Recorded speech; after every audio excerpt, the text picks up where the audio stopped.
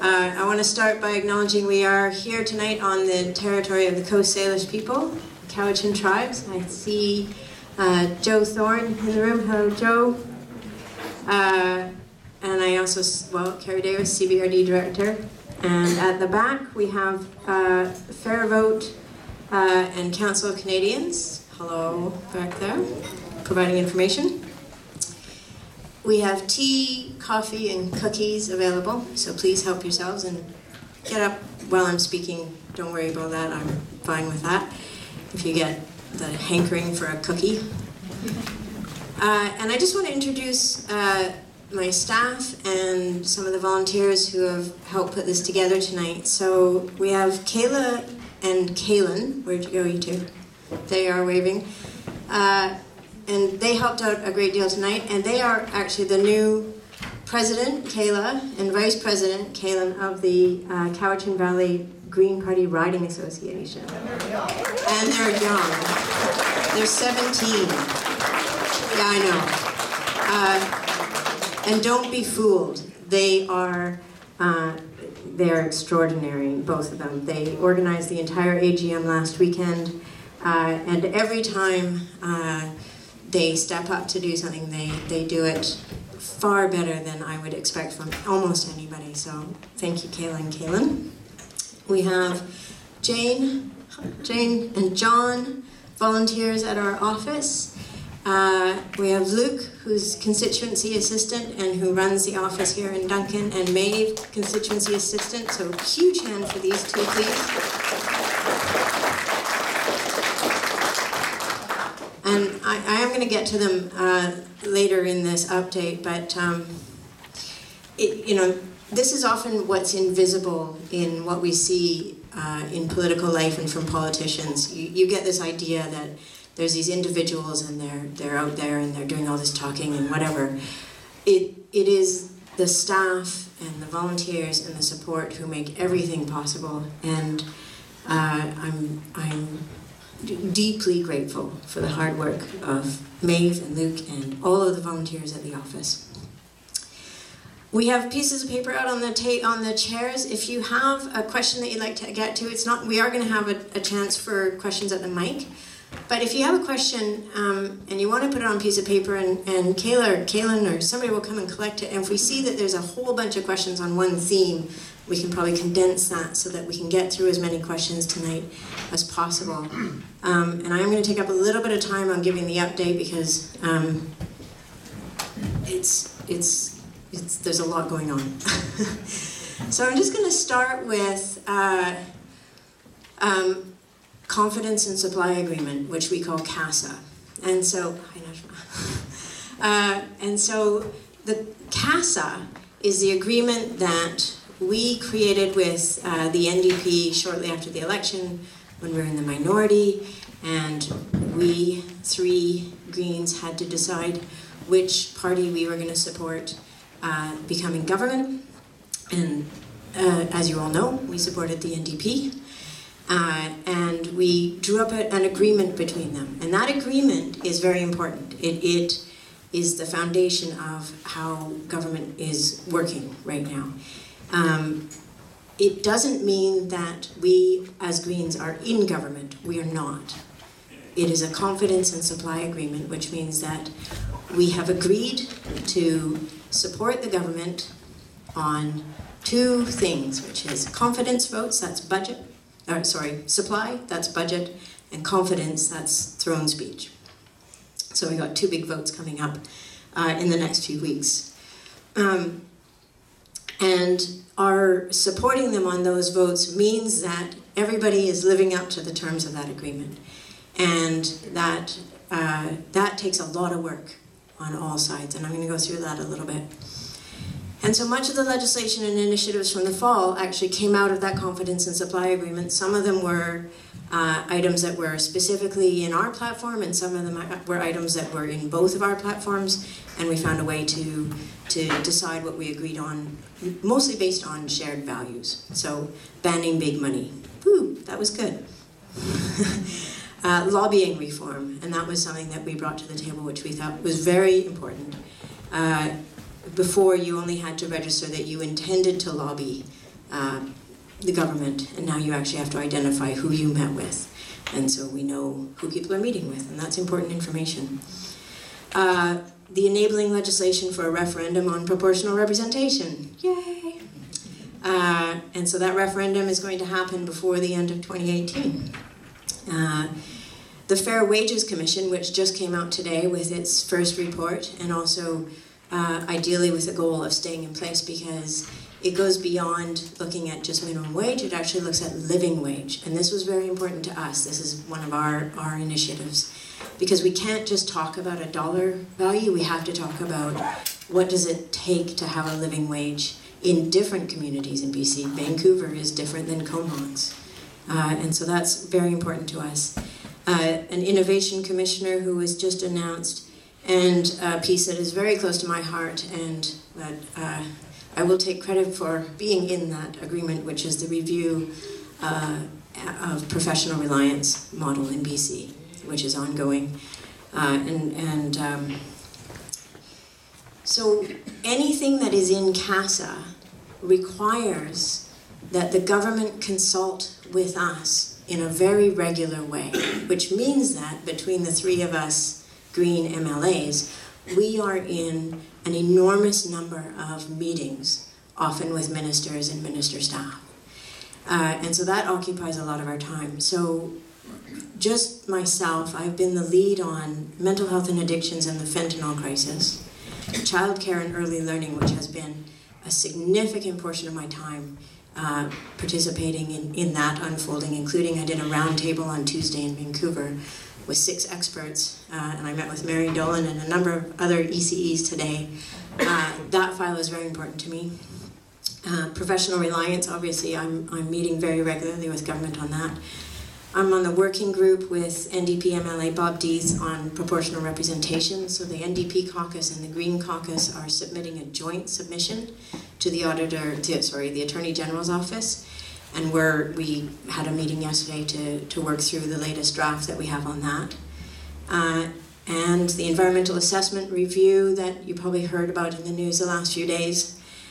And I'm also the critic on several ministry files, so health, Ministry of Children and Families, education, environment, social development, poverty, and I'm the co-critic with Adam on forestry. Just saying all that, I just want to lie down. So, I'm trying to paint a picture of what's life like for a Green MLA in the House these days. I'm also the House leader for the Greens, which means that I work with the other 2 House leaders on issues that arise in the legislature and the workings of the legislature. We just found out this morning that Andrew Wilkinson, the new leader of the Liberal Party, has appointed a new House leader. It used to be Mike DeYoung, who was House leader for a long time. New House leader is Mary Polak. So she and I are used to sitting across the table from each other, so that'll be fun. Her office is also, I see her quite a bit in the hallways, and I'm always trying to, I said, oh, Mary, we're in the same club. We both got sued by Mike and Marty. She said, oh, that's a good club to be in. Maybe I'll get a Christmas card. I haven't gotten a Christmas card yet.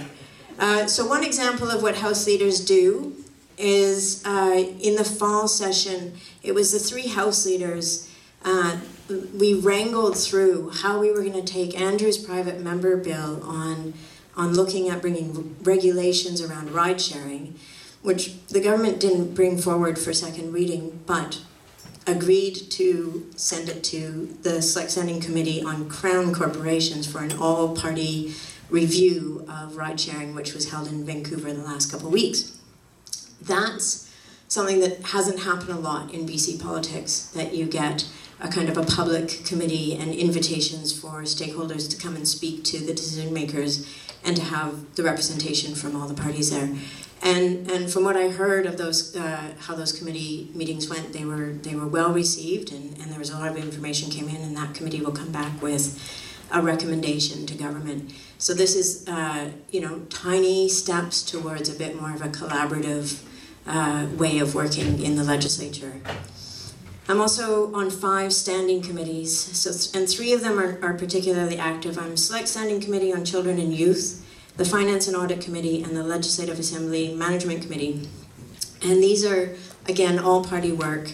and they can be quite time-consuming. So the Select Standing Committee on Children and Youth right now is reviewing the legislation that oversees the Representative for Children and Youth, which is a mandated review by that committee when Ted Hughes actually recommended that we get a representative. And so we are going through that legislation and identifying changes that we want to make that we will recommend to government. And we've had several day-long meetings so far, and there's several more half-day meetings ahead to complete that work, which is important work. So that's the kind of nuts and bolts. And then more in terms of Cowichan-specific work that I've been doing. As the critic for Ministry of Children and Families, I really started digging into that role right away, and spent about 6 months gathering information and really trying to understand that ministry. So I met with experts like Mary Ellen Durpel-Lafond. I met with the Representative for Children and Youth several times. I met with local advocates, Cowichan tribes. I was at the First Nations Leadership Gathering. And all of what I've learned in the last 8-9 months reinforces exactly what we heard from the federal ministers, Philpott and Bennett, which is that we are in a humanitarian crisis. And that humanitarian crisis is playing out here in Cowichan in no uncertain terms. And so, this is reinforced by how much we see in our constituency office of people who are coming in and suffering from the conditions that exist in this system, people who are separated from their children, and who find the system to be very difficult to navigate and very unsupportive. So I have a vision, which I start almost every meeting I have with ministry staff or deputy minister or the minister herself. I say, here's my vision for Ministry of Children and Families. This is where we want to get to. When they come to your door, you throw it open because you're so happy to see them, because you know you're going to get support and help. And you're going to be greeted with empathy and compassion and kindness, not judgment.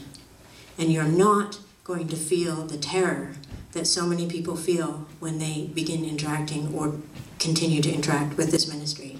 So that is a very important priority for us, and we are putting a lot of work into this.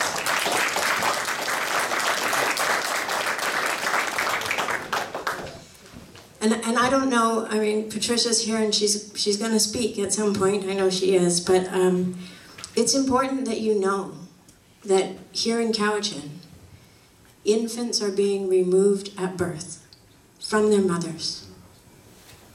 And with all the research, all the knowledge we have about the importance of that essential bond between a mother and child, and the impacts to a human being's life of that tearing apart of that bond, we can do so much better than this, and we have to do so much better. So that is important work.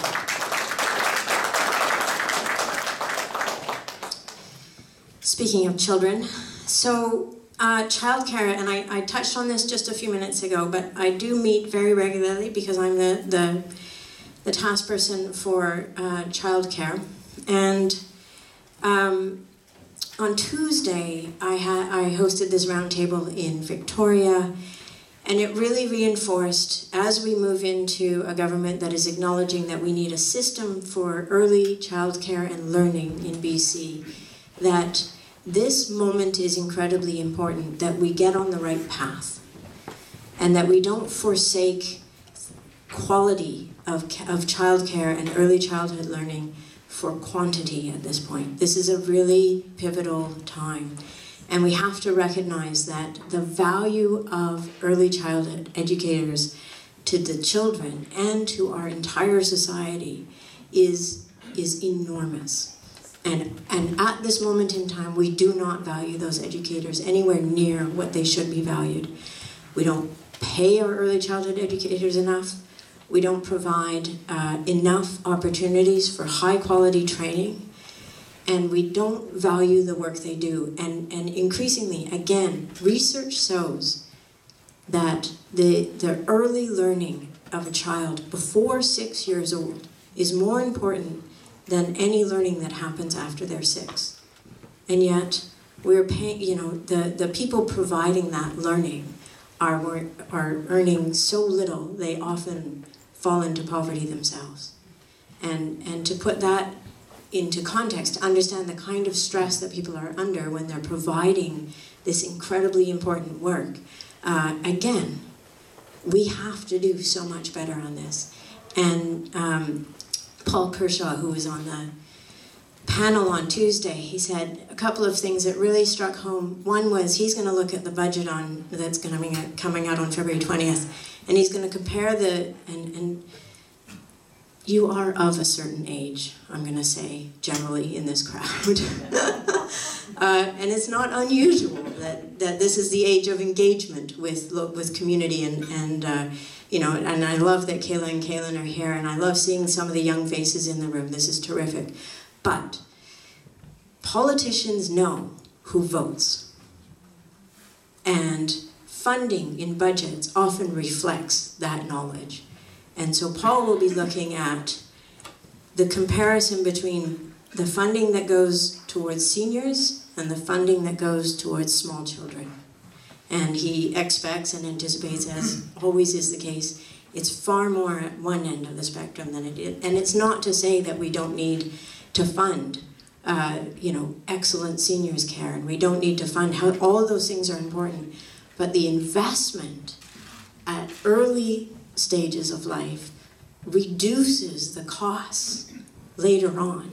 And we have to start making better investment decisions as a society.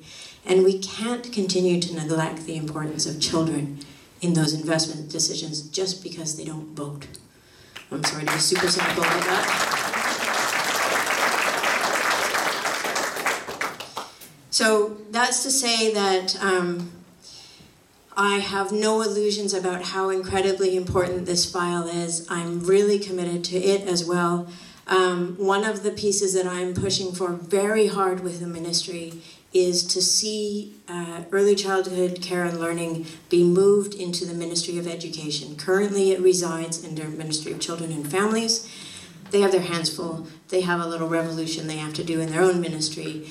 And we have to recognize that one of the ultimate, there's many, many goals here, but one of the ultimate goals is that we see public education, high quality public education, extend down to 4-year-olds, down to 3-year-olds, so that we can be assured of that quality that's happening for our young learners, and recognize the value again of those people providing that education. So that's one thing that every meeting they hear from me, where is it? Where is it in the plan? I don't see it yet. If you're not starting out with that as a goal in the plan, I'm afraid you're not going to get to where we need to get to. So I will continue on that, as well as working with with Mary and the group that came in today, with the experts, the coalition, to ensure that when the budget comes out, because we don't see the budget until everybody else sees the budget, that we are identifying areas that need special attention, and that we can be working collectively to keep the government on track in the best way possible on this one. Okay, housing.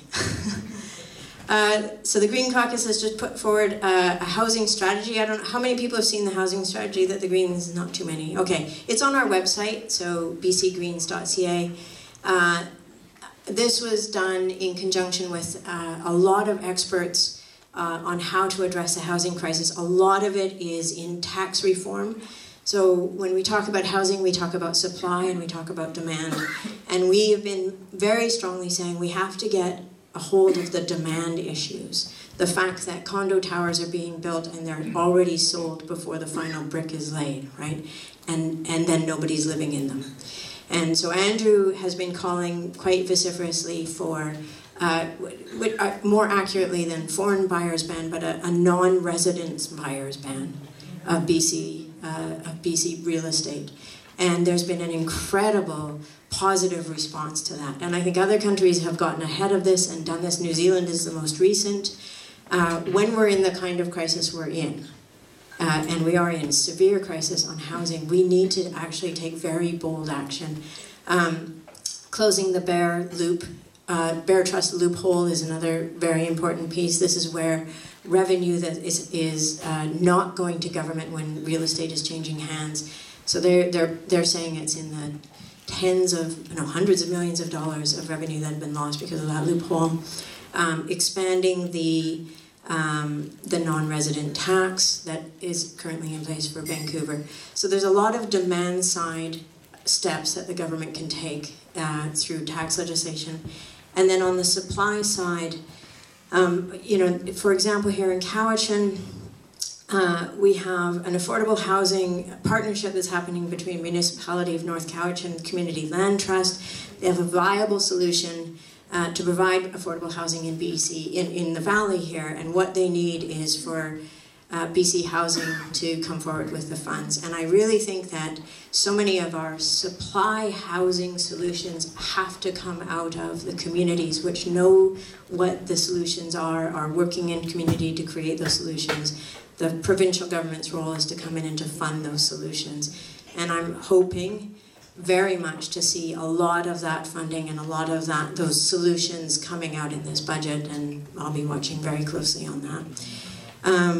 There's excellent work happening in the Valley. I'm not able to attend often, but Luke and Maeve have been attending the Housing and Homelessness Coalition that's been diligently working. We meet with Social Planning Cowichan often about the youth housing that we need to see. So we're very aware of all of those challenges, but hoping to see, again, the government has been very clear that the two biggest priorities you're going to see in this budget are housing and childcare. So we're looking forward to seeing those two priorities. Opioid crisis, another one. Minister Darcy came to Cowichan in the fall, and I met with her then. We went and sat in circle with Cowichan tribes and heard from the people there. She's working on a lot of programs. She is working very hard to focus on prevention and treatment and to build up from systems that are already showing to be effective in dealing with this crisis. Again, when you get to crisis level, the work to be done to pull it back from crisis is enormous, and it's unfortunate that that's where we've gotten to. But I am pleased to see the minister really throw herself into this, and I'm hoping again to see some real concrete steps coming up. And I know she's announced some already, which are hopeful. Poverty reduction. So I meet with Minister Simpson, and I was at the forum a couple weeks ago. Was anybody at that forum a few weeks ago at the hotel in Duncan? There was a few of us there, Mary. That was a very interesting forum because it was we all sat in round tables and tried to talk about what are the challenges and then what are the possible solutions. My favorite moment of the night might have been when Michelle Staples says, we all have talked about this, we all know exactly what we need. We need housing. Right? That is the number one thing we need to address poverty in this valley, and we need jobs that pay fair wages. But we have, I know that it gets framed often by the government as an affordability crisis, and I actually don't see it that way. We have an inequality crisis, and we have had measures and policies, and they aren't accidental. This doesn't happen by accident, that have allowed us to, the gap between rich and poor in this province has grown enormously, faster than anywhere else in Canada. And that gap is the source of so many of our crises that we're facing right now. And we have to recognize the important role that a government needs to play in reducing that gap, in saying, there's a level below which people in a country like Canada, with the wealth and resources that we have in this country, there's a level below which people shouldn't be falling. And that existed much more. I think about all of the supports that existed when I was growing up, and my mother, as a single mom, we lived in subsidized housing. I went to a subsidized early learning center. We had all of these pieces of safety net that were there. And when we sit and listen at the forum the other night, none of that net is there anymore. And so people are working 3 jobs, and if your radiator goes on your car, or one unexpected thing, or somebody gets sick, it's a spiral that is very hard to get out of once you start going down it. And it shouldn't be that way. And so we really have to recognize that we have an inequality crisis. And the concentration of wealth into fewer and fewer hands, both globally and here in Canada, is a problem for all of us. And as a government, it's important to say we're not going to continue to let more and more people have to work with less and less so that a few people can get super rich. Here's the statistic that breaks my heart.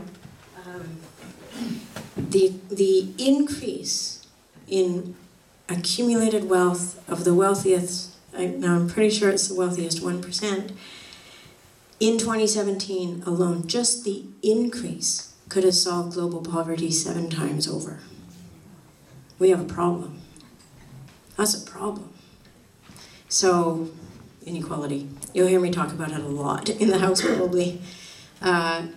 Hospital. So, almost immediately, I think one of my first meetings with a minister was with Minister Dix.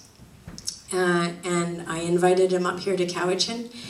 And he came and met with, in September, he met with the stakeholders, so CVRD, CVRHD, the Cowichan Hospital Foundation. We had folks from hospice there. We had representation from Cowichan tribes. And so all the stakeholders in the room together with Minister Dix, conveying the urgency of our need for a new hospital here in Cowichan, and demonstrating that this community has been working together very effectively to bring that about. The concept plan for the hospital was submitted by Island Health in December, followed not too long later by a letter from me saying, okay, you got the concept plan, when do we get the approval for the business plan? And hopefully we are going to hear that very soon. That is the next step in the process, and once that business plan approval is there, then it's off to shovels in the ground. It's not going to be fast. But we are in the process. An enormous amount of groundwork has been done. Incredible fundraising and work by the CVRHD, the hospital district. Hi, Ian Morrison at the back there. Really, it was about 10 years ago that they had the foresight to say, we better start putting away money for a new hospital, and there's tens of millions of dollars there for it. Minister Dix was very clear that he was impressed with how effectively this community has laid the ground for this. We, as you know, we have the property purchase, it's been rezoned, it's ready to go. And so I'm very hopeful we're going to hear soon that Island Health will get the marching orders to go ahead with a business plan for the hospital. The work then, and it will be really important work, will be to participate in ongoing consultation around that business plan. Because when we had the town hall in the fall about the hospital, we heard from folks in Nanaimo, people that are connected with the hospitals up Island, that there are some pitfalls that we don't want to fall into here. And it's going to take some vigilance on the part of the whole community to make sure that we're not falling into some of those errors that the other hospitals developments have fallen into. And so be mindful and be vigilant for when those consultations start happening. We'll certainly be promoting that, and I'll be keeping a very watchful eye on that. Okay, that's the hospital. The school. Minister Fleming, I have a great picture of him, which I have not put out on social media, but it's always a bit of a threat, in a kind and joking kind of way.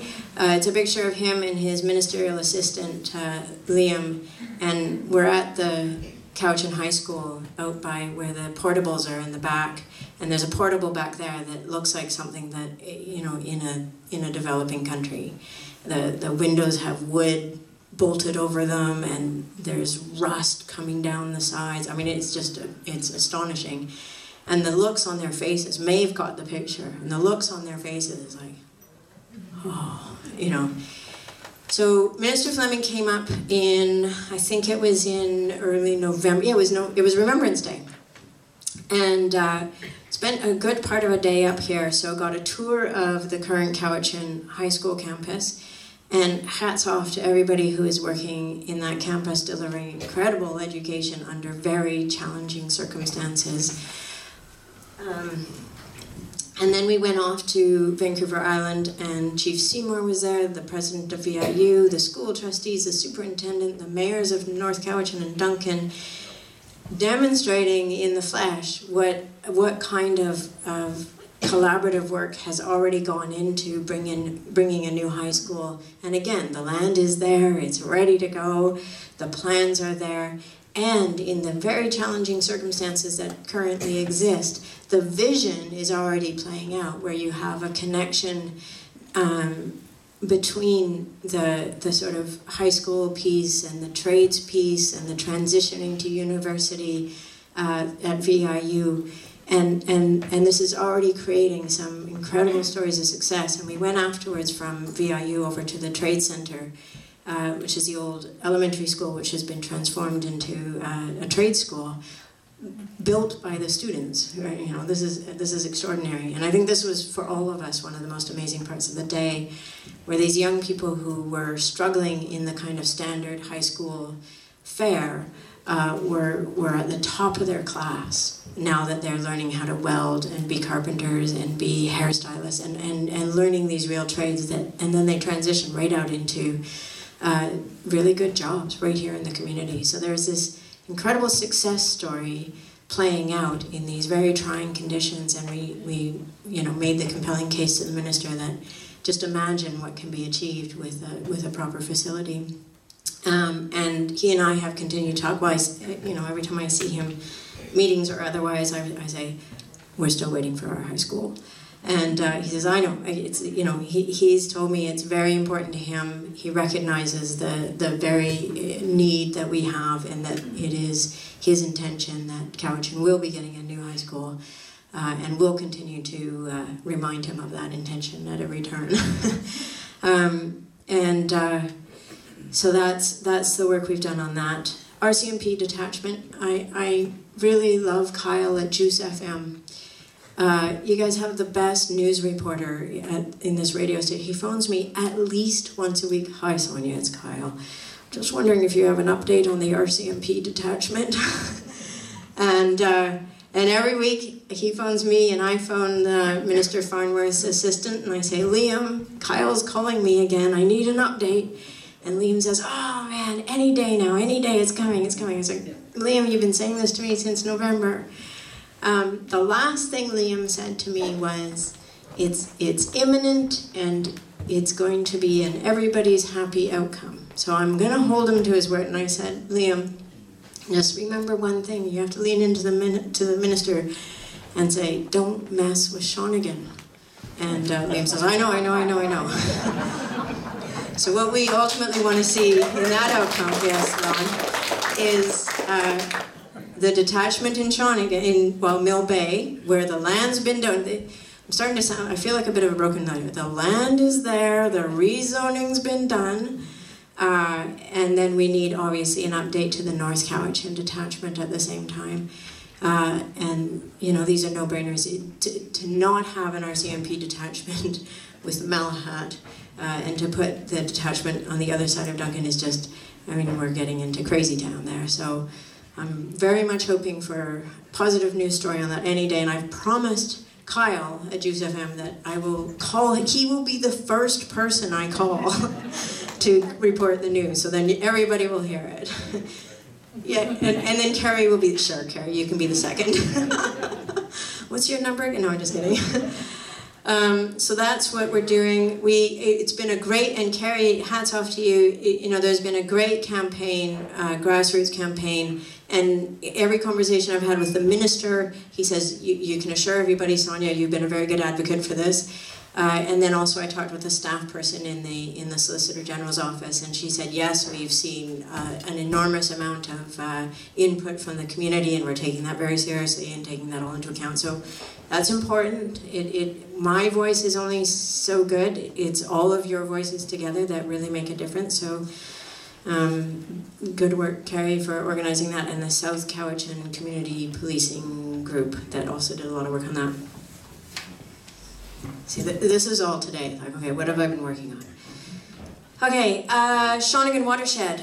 And so we know that we have a giant pile of contaminated soil still sitting at the top of the watershed. The permit's been revoked, as everybody knows. We just got the news that Justice Sewell awarded special cost to the Shawnigan Residents Association, no kidding, and had some choice words about the behavior of the proponents, which if you really want some fun reading, go read Justice Sewell's decisions on both his Supreme Court decision and then his special cost award. He doesn't pull the punches on what he thinks of their behavior. Of course, this morning, to wake up to the news that Victoria Harbour is one of the most polluted in is the most polluted in BC does not give us much comfort in Shawnigan, knowing that we have some of Victoria Harbour up in our watershed.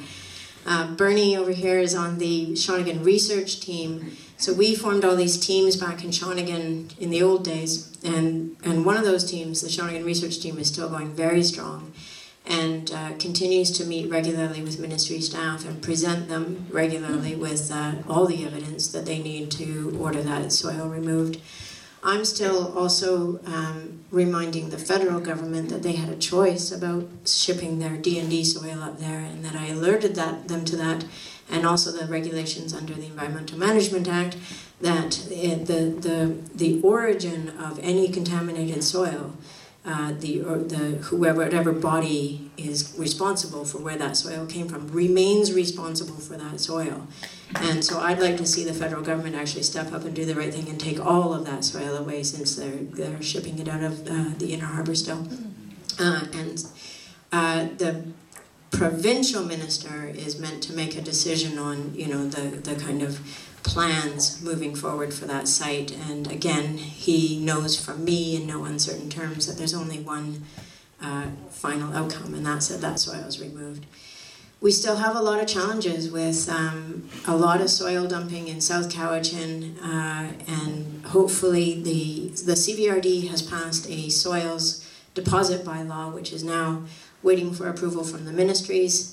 I'll be breathing down their necks in the chamber quite regularly. The Minister of Mines as well as the Minister of Environment both have to sign off on that, but they also know that we are looking for quick resolution to that so that we can have our own capacity in this community to regulate the soil that's coming in and charge for it, which is the problem that we have, which is that Saanich, Metchosin, they all have, you have to pay to dump soil. Hi, Shauna. But we don't, so we were the free dumping ground, and we've been such for a long time. And if you want some tragic reading, go back to, I can't remember, maybe it was 2010 when the CVRD board decided not to bring in a soils bylaw back then, but all things in good time. So that's where we're at. All right, I had Justice Sewell recognize there was a lot of jiggery-pokery. Shout out to Bill. Advocacy, there's a lot of advocacy that goes on. So Luke, when people come into the office and are needing help with any kind of government agency, that's Luke's job, and he gets those wheels rolling, and they have a terrific system where they're monitoring every file and identifying where it's at, whether it's still active or it's completed, and he's got an extraordinary team running in that office. And please, recognize, again, we're small in number, and everybody is giving it everything they've got, and sometimes things are going to take a while, but there's always the effort and the intention to see a good outcome. Today I was there when Jane got a phone call from a woman who was having a hard time with her BC Hydro. They were threatening to cut off her hydro. And she'd phoned Jane yesterday, and Jane said, okay, we're going to start a file on this. And then she phoned back today, and Jane said, okay, we're ready to go. She goes, no, it doesn't. It's good. I phoned BC Hydro and said, I talked to my MLA's office, Sonia Firstenau's office. And they're like, okay, we're going to put you right through the advocate. And we're good. We're not cutting off your hydro. So that was a happy story. We like those stories.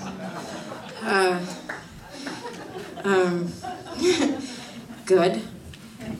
And then a lot of letters. So we often will write letters to ministers on behalf of citizens or on behalf of groups.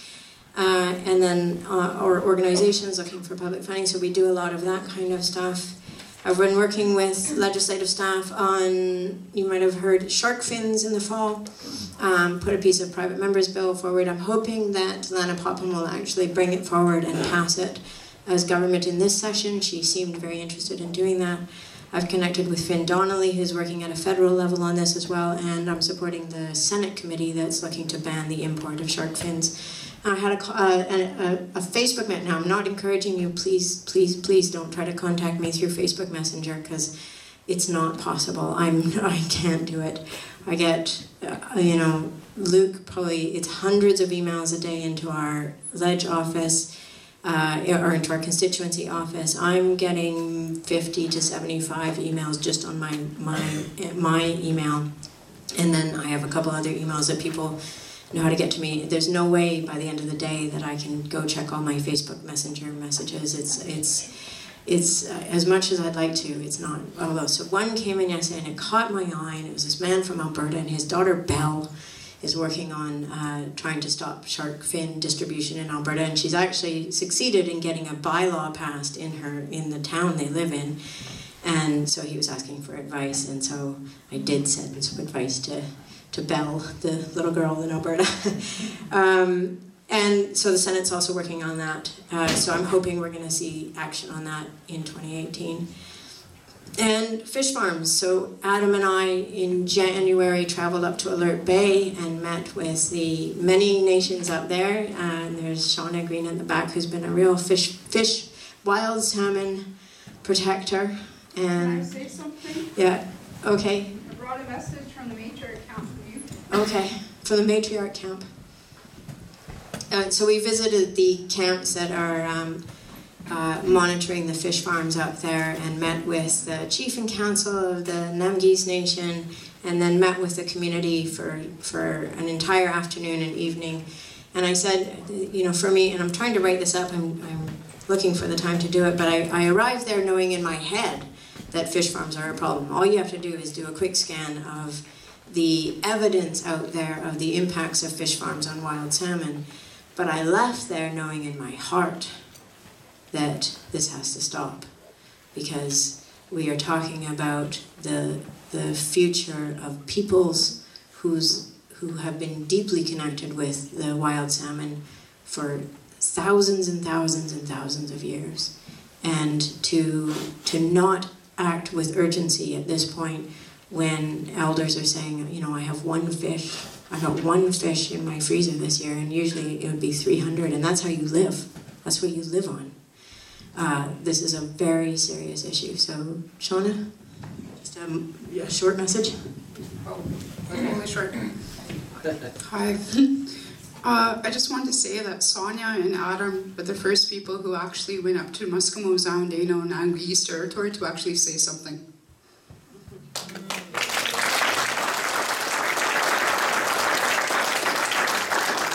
John Horgan went, a while ago, but he hasn't responded to us. My name is Shauna Green. I have to be short. I live at the matriarch camp. I live beside John Horgan's office in a tent. We've been occupying that space since October 13th. There is a fish farm spill today in Port Elizabeth. We don't know the damage yet. And also, Kinder Morgan tried to drill today on Burnett Highway. So today, for us activists, I am a frontline activist. I live outside. I'm right there. And it's just because everything, when you guys talk about things that you want changed, I hear it. And it's just not being Aboriginal, it's change. And she does. She has the guts to actually come up and do it. So I'm here on behalf of the matriarch camp. Thank you for actually doing your job.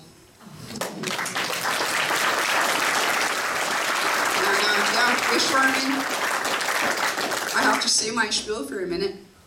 Fish farming is real. It's not just the Norwegians. It has to do everything with us.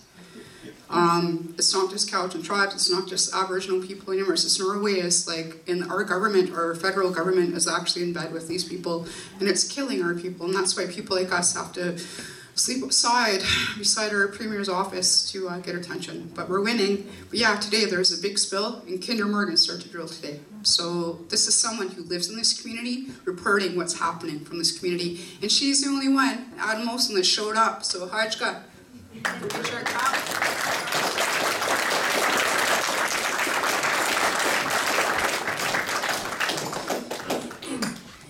It's been really important to me to go to communities around BC. So the last 2 summers, my family and I, we've driven all over BC. So the first 2 summers ago, it was up to the northeast and to go up to the Peace River Valley, met Ken and Arlene Boone, stood on the side of the Peace River, and that was a really important time for me to, when I was deciding whether or not I was going to run.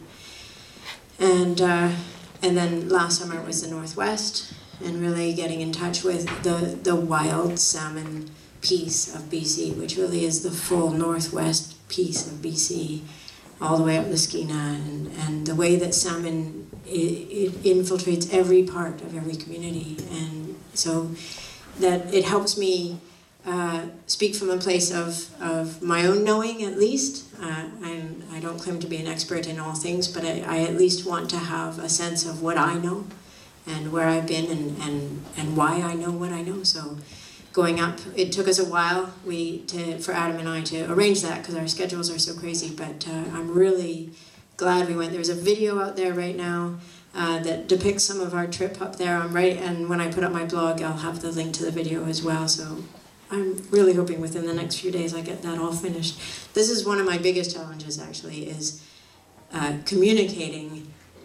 So there's always sort of a trade-off. There's all this work to be done, and I'm really driven to work and to get this work to, and it can be so all-encompassing. And then at the end of the day, I feel like I should probably tell everybody about the work I'm doing, and then I lie down, and then I get up very early again the next day and start again. And so it's really helpful to have a forum like this to be able to kind of convey all at once. So I've already talked about constituency office and staff. Just so much love for Luke and Maeve and everybody that's helping, and our volunteers. I don't think I named them all. So Tricia Detonay, Jane Rosenberg, John Mowat-Stephen, Erin Podolsky, Mariana Podolsky, Kathleen Code, Heather Strong, and Chris Ralston. I'm just incredibly grateful that people are giving their time to help us be as effective as we can. And there's a really, we are 3 MLAs, which means that we have the resources commensurate to the other parties at 1/14 of what they have. So the Liberal Party has 14 times the resources, the money that we have as a 3-party, 3 MLA party. And so, we have 7 staff down at the legislature, and the 3 of us, and we each have 2 constituency staff and our volunteers. And one of the things I've started to say is, have you met with the official opposition critic on this yet? Especially on health. And they're like, oh, they don't return our calls. Okay.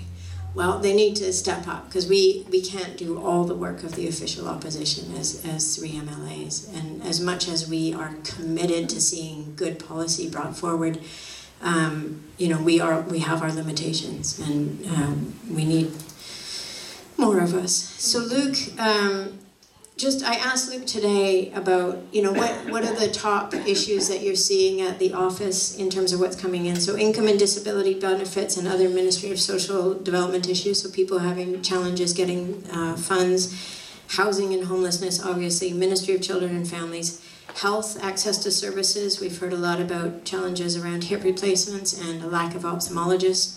It's not any diminishment of this, but lack of ophthalmologists seems to be an issue province-wide. It's not just us, but I understand, the challenges that people have with getting appointments with ophthalmologists. We actually have a slightly higher ratio than many places in the province, if you can believe it.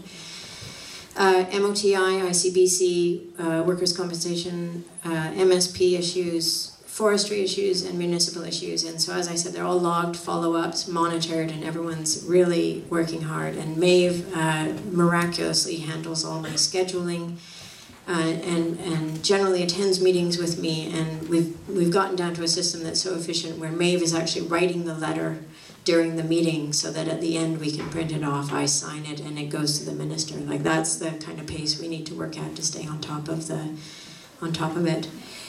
And finally, I'm just going to say I'm very blessed to be the MLA for Cowichan. I love this valley. I'm constantly amazed by the people here, by the strength of community here. I love standing up in the House and showing off about my incredible community and all the great things that are happening here.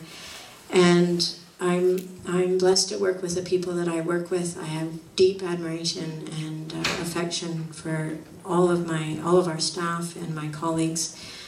And we're really trying to shift from what has been a very long-standing, very adversarial, very partisan world in BC politics, and it's going to take a while. I knew that we hadn't made too much strides when I stood up in the House right before Christmas and gave a 2-minute statement on gratitude and got heckled for it. I was like, oh, come on, guys, this is not political. I mean, me just saying thank you to all the people in the legislature who make this job possible, that is not political. I'm going to consistently hold out hope that we can see changes in how we do things in that legislature. If all 87 of us were willing to put our heads together and focus on solutions, we would all be so much better off. It should not ever be about power. It's an enormous burden of responsibility, and we should feel it as such. And I'm really hoping that we can continue to demonstrate that things can unfold differently. I'm constantly trying to make friends with everybody out there. My favorite MLA, don't tell Adam and Andrew, my favorite MLA is the Speaker. He is truly terrific. Kayla and Kayla nodding back there, they came down for lunch, and the Speaker hosted them for lunch, as well as a student from Shawnigan Lake School. Because I went to the Speaker and said, I have a request for a youth parliament that wants Isaac from Shawnigan Lake School is hoping to host this youth parliament in the legislature when we're on break in April. And I hand the letter to the Speaker, and he looks at it and he says, absolutely. The only thing that matters is that we make it the best youth parliament that's ever happened. And I'm like, okay, I'm with you, Mr. Speaker. And then we connected with Kayla and Kaylan, who are the Prime Minister and Deputy Prime Minister of the Youth Parliament at Kelsey Secondary. And now we've coordinated between the two schools that Youth Parliament's going to happen as a coordinated effort between Shawnigan Lake School and Kelsey, which makes my heart burst with happiness because I want everybody to work together. And the Speaker invited them all down for lunch and roped them into also being a part of his ongoing project, which is to see a way for MLAs to have a stronger independent voice in the legislature, no matter what party they're in. And I can tell you, there's no way better to identify one of the problems we have in our parliamentary system and the way that parties have become so powerful. There's no better way to understand this than to listen to the same 30-minute speech 41 times. And then you realize, this is a problem. These are not, this doesn't work. And we need far more capacity for individual MLAs to be able to stand up and speak what they really want to speak. And say, be who they are. I've had an MLA stop me in the hallway and say, I keep a picture of myself when I was younger in my office to remind myself of who I really am, because in that chamber I'm not always who I really am. And I thought, there's a solution for that. Just be who you really are. Always. And so that's the goal that the speaker has, and ideally that's what we should want for all of our elected officials. So that's it from me. I'm sorry to have gone on so long, but I want you to open this up to questions, and I'm hoping I've covered almost all your questions off.